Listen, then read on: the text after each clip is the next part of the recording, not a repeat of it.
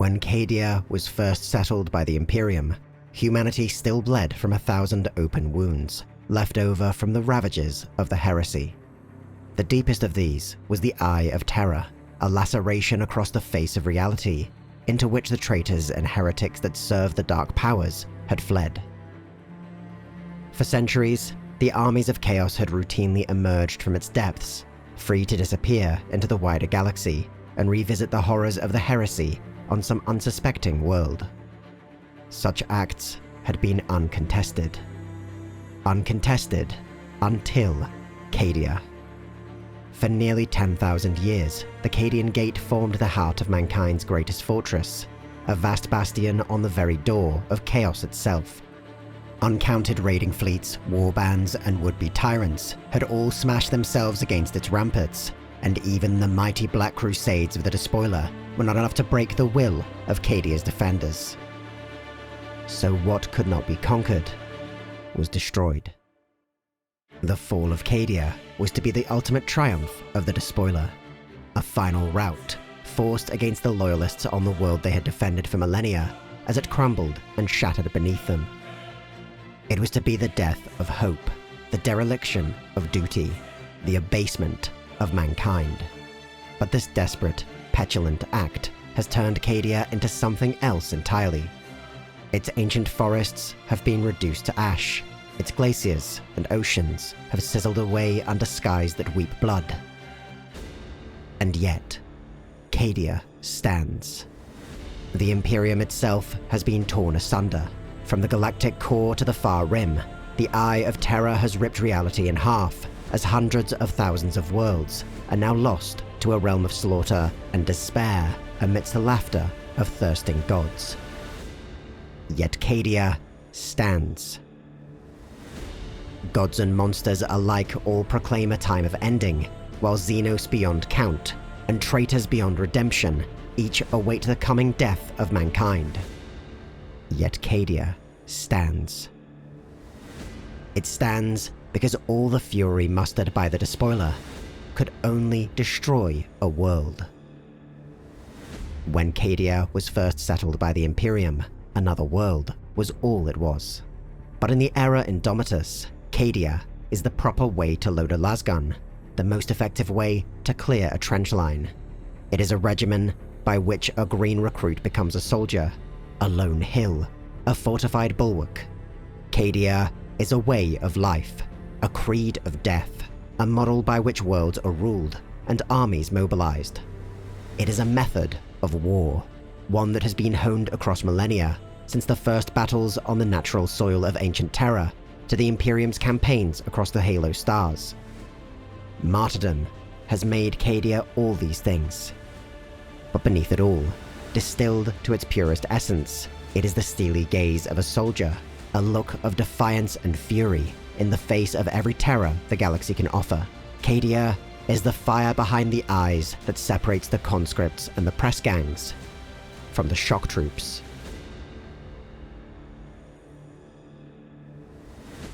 Ancient documents housed in the deepest recesses of the Library Sanctus claim that the first shock troops fought on the battlefields of Old Earth in the 914th year of the second millennium. These martial brotherhoods served the ancient houses of Germany, Frank, and Britannia, which together formed the great effort of that forgotten era to save Europa from the men of Duo. Yet, the truth of the term's specific origins is irrelevant, for the class of warrior it describes has existed on every battlefield since time immemorial. Shock troops lead the attack, better trained, better armed, and expected to endure even the most grievous of casualties. In the 42nd millennium, uncounted formations within the Imperium fit this description, from the Terminator veterans of the Adeptus Astartes to the Scutari vanguard of the Adeptus Mechanicus. Regiments of the Imperial Guard too fulfill this role, and worlds such as Jihadi and Pollux are famed for their fiercely aggressive and capable veterans. Yet so potent is the legacy of Cadia that the term shock troops has become intrinsically linked to this world above all. In the Imperium, it is used overwhelmingly to refer to two distinct types of regiments. The first are those that were initially raised on the hallowed soil of Cadia itself, and were either off-world at the time of its fall or able to escape the resulting cataclysm. Several thousand of such regiments exist, but the labyrinthine, bloated bureaucracy of the Departmentum Unitorum means the true number may be an order of magnitude more. Also included are those new regiments formed from Cadian colonies, both those that predate the fall and those established in the aftermath. The second are regiments with no connection by blood to Cadia itself, but whose respective worlds have modelled their entire military structure on its example. Some have even been known to adopt its name, outwardly indistinguishable from those that held the gate. Cadian training methods, tactics, uniforms, and insignia have all been widely dispersed across the Imperium, ensuring armies separated by galactic distances nevertheless share a common heritage and martial traditions. At the center of Cadian doctrine is unwavering discipline and rigorous training instilled from an early age. It was commonly said of Cadia that its birth and recruitment rates were synonymous with childhood developmental regimens, a foundational education, and martial training proceeding concurrently upon birth. Those raised in the Cadian tradition continue this practice and are expected to field strip a lasgun by age 5 and be reliably deadly shots before their first decade. By the precipice of adulthood, a time when most other citizens across the Imperium are only beginning their training, Cadians will already have received over a decade of instruction and practical experience in weapons handling, small unit tactics, hand-to-hand combat, battlefield medicine, biowarfare defense, survival techniques, reconnaissance operations, and the maintenance and operation of a wide range of military equipment. In every facet of their training, duty to the Imperium is intertwined with faith in the Emperor. Shock troops must be uniquely fortified, both mentally and spiritually, against the corrupting influence of the Chaos Gods and dangerous Xenos philosophies. This mental conditioning manifests as a grim yet unwavering acceptance of the universe and its perils. It is not until a Cadian has been first deployed to an active war zone, however, that their rite of passage into adulthood is considered complete. This must be done within the Cadian Youth Army, more commonly known as the White Shields. Though essentially a reserve force comparable to the conscripted formations that make up other regiments of the Imperial Guard, service in the White Shields is not a temporary term of service, but a critical step in a Cadian's training. Soldiers in these units may be relegated to the rear area of an established front, simply to be acclimatized to battlefield conditions. Others may be deployed on crusades, used to quell unrest, or fill any other holes in the Imperium's vast manpower requirements across its many war zones. Once their required term of service in the White Shields is complete, Cadians are given the choice to enter civilian service and work to maintain the immense military-industrial complexes needed to sustain their martial societies. Since the fall of Cadia, this work has grown in importance, especially across the new Cadian colonies, as they strive to re-establish their preeminent role within the Astra Militarum.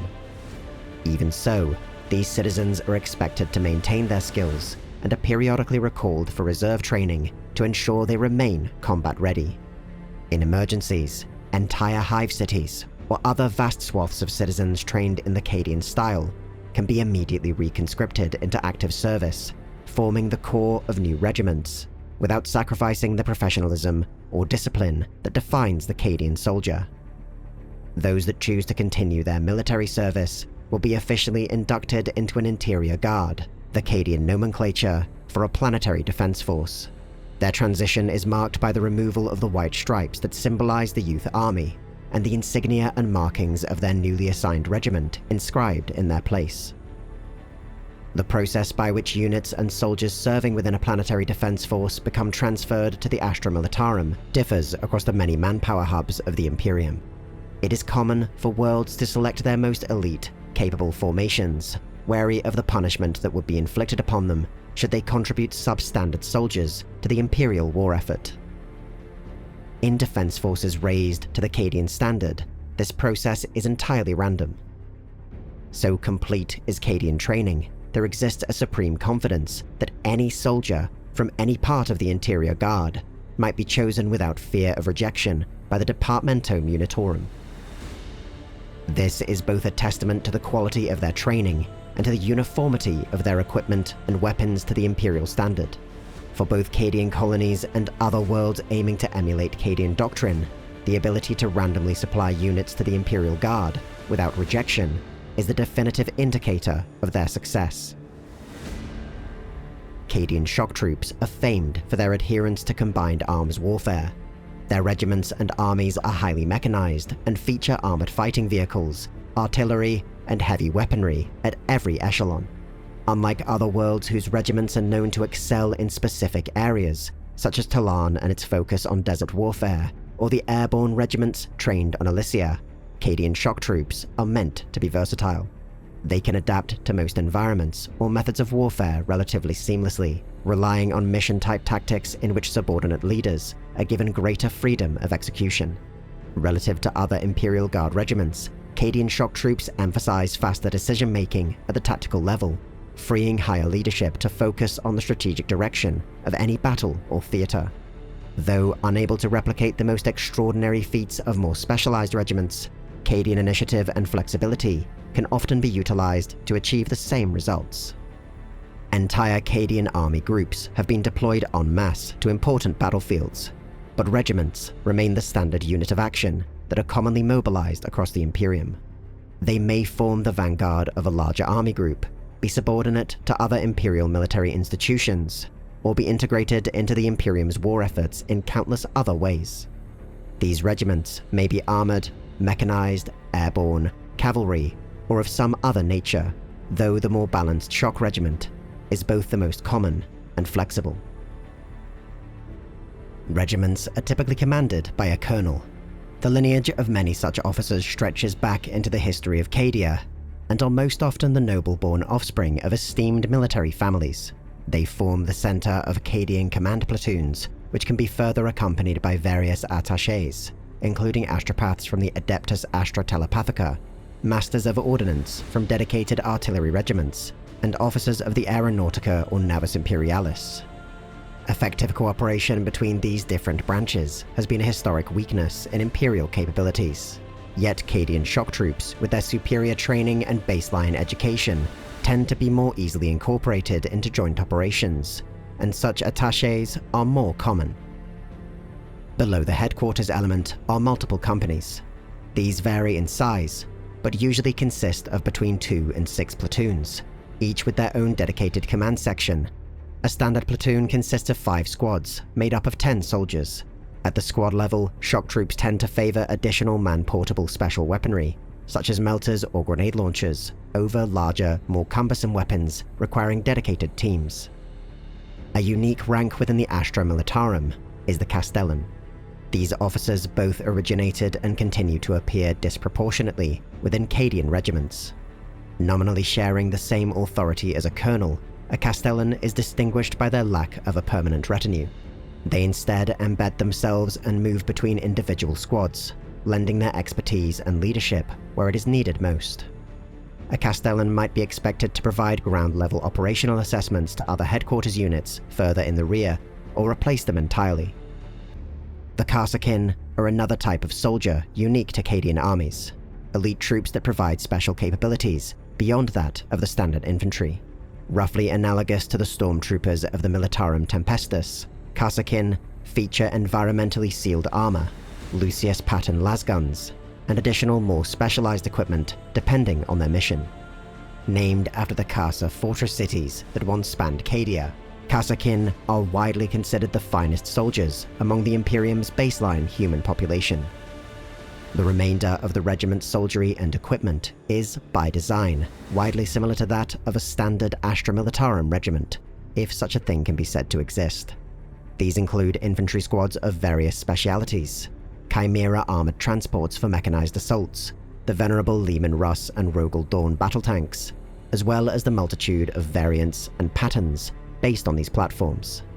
They are in turn supported by the various recon and heavy support elements common across the Astra Militarum. It might just as easily be said, however, that the standard Imperial regiment has been based on the shock troops as opposed to vice versa. Cadian pattern helmets, uniforms, and flak armor are ubiquitous across the Imperium, even in regiments that don't aspire to the Cadian standard. Since the colonization of Cadia and the founding of its first regiments, the shock troops have won countless battlefield honors, both in the defense of the Cadian Gate and in other theaters across the galaxy. Among the latter, Cadians notably participated in the Vrakis World Campaign, the Garrick Heresy, and over 100 regiments had the distinguished honor of serving in the legendary Makarian Crusade. The shock troops have routed Tyranid hive fleets, Hrud migrations, and were among the very first to bloody the armies of the Tau Empire in the Damocles Gulf Crusade. Yet, the battle that has come to define the Cadian shock troops is predictably the fall of Cadia itself during the 13th Black Crusade of Abaddon the Despoiler. Its upper leadership was devastated in the opening stages of the attack, with those killed including the planetary governors, the Lord Castellan, and thousands of other senior commanders. Following this, Ustakar E. Creed, the legendary commander of the Cadian 8th, was raised to the position of Lord Castellan, granting him full authority over the system's planetary defense forces. Creed's inspired defense of Cadia is now recognized as one of the most astonishing demonstrations of military acumen in the history of the Astra Militarum. His strategic and logistical genius, already well documented, ascended to a mythical status. As the battle progressed, his maneuvers, feints, and strategic realignments began to demonstrate a level of tactical brilliance and foresight that approached and perhaps even matched many of the historic masterstrokes achieved by Lord Solar Macarius, the Lord of Angels, and perhaps most controversially, even the arch-traitor Horus. These were not intended to lift the siege of the planet, but rather buy critical time. Yet, it was this brilliance and success that doomed Cadia. At risk of being dragged down into a prolonged war of attrition across the planet, the Despoiler instead sacrificed one of his most powerful assets, the ancient Blackstone fortress known as the Will of Eternity. It was deliberately propelled into the planet at cataclysmic speeds, the impact cracking the world's outer crust and leaving Cadia a shattered husk. Had Cadia been subjugated, its armies and leaders paraded before the Despoiler in chains, perhaps the legacy of that fortress world would have been one of defeat and failure. But the sight of countless regiments continuing to hold the line, even as their world disintegrated beneath them, has only hardened the Imperium's resolve. The fall of Cadia has become nothing less than the sacrifice of Elenius Pius, writ large on a planetary scale. Beneath the shattered remnants of the Cadian Gate, the front lines have already been re-established, and new bulwarks and bastions formed from Agrippina to Bellis Corona. Even the Cadian system itself remains contested, the momentum of the Black Crusade faltering against renewed Imperial efforts on its remaining worlds.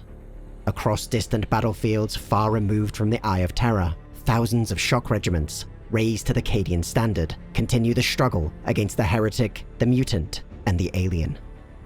Though Creed has vanished, presumed killed in the last rearguard on Cadia, his daughter, Ursula J. Creed, Lord General of the Astra Militarum and Lord Castellan of Cadia, has assumed command in his place.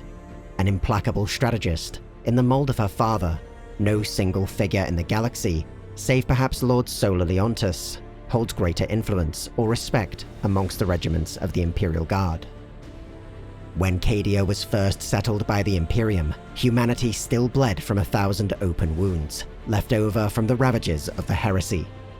Now, it is the traitor armies that bleed on 1,000 different battlefields. They bleed because Cadia is no longer just a world. Any territory claimed by the shock troops becomes Cadian territory. Any soil stained by their blood becomes Cadian soil. It has become a single rolling front that stretches across the galaxy, from the deepest recesses of the rear echelon to the tips of the bayonets that jut outwards from the forwardmost trenches.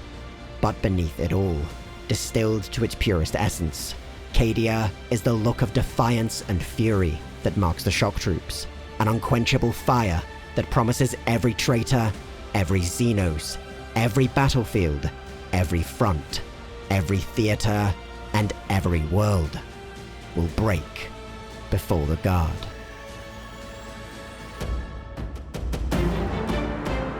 The Templin Institute investigates the nations, factions, and organizations of alternate worlds. Join other Templin Institute personnel on our Discord server, where discussions are held daily on the elements of world building, spaceship design, the best method of cooking rice, and other critical issues affecting alternate worlds. You'll find a link in the description.